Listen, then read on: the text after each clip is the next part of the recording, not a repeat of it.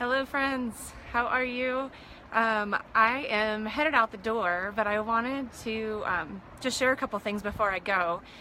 If you're watching this on the replay, please type replay below, and if you're on here live, I would love it if you'd say hi, comment below so I know you're watching. So I've been geeking out the last few days. Well, okay, I geek out all the time about it, but doing some reading, parenting, and life coaching content, and one of the things that I came across that has me really kind of thinking and pondering, and it's a concept I've heard before, hi Gina, but it's about multiple intelligences, right? So the whole idea that there's not just one way to determine intelligence or what people are good at. And so being in education, it's something obviously that I'm kind of looking at on a daily basis. And since I homeschooled my kids for so long, it's always kind of in my heart. So multiple intelligences, basically, back in the 80s, Dr. Howard Gardner talked about the different strengths of people, right? And so there's like 8 different intelligences. So he has some longer words for these to describe them,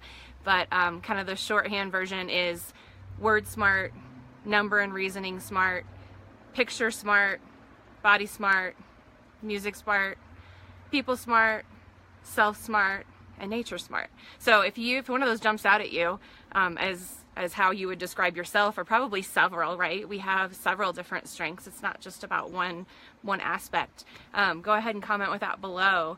But I think what's interesting is when we look at kids, we're kind of designed for, even though education should have come a long way by now, we're kind of in a deficiency model, right? And that's not where we want to be. That's not how we want to raise our kids, and that's not how we want to feel about ourselves. We really need to look at it. I was listening to Dr. Thomas Armstrong, who is a researcher and has written some books about neurodiversity.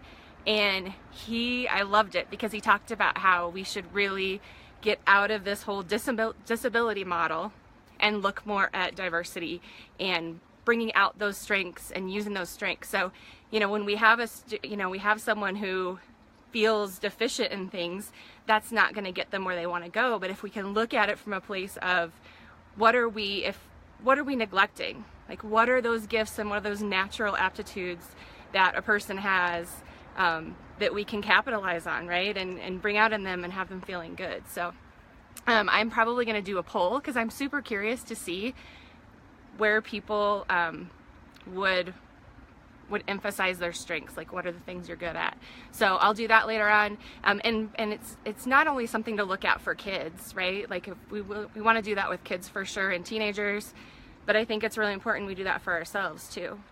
To kind of give ourselves credit where credit's due and understand ourselves better. So luckily the wind died down long enough for me to do this. So I hope you are all having an amazing Saturday, and hope this was kind of a food for thought for some of you. And thanks for everybody for jumping on live.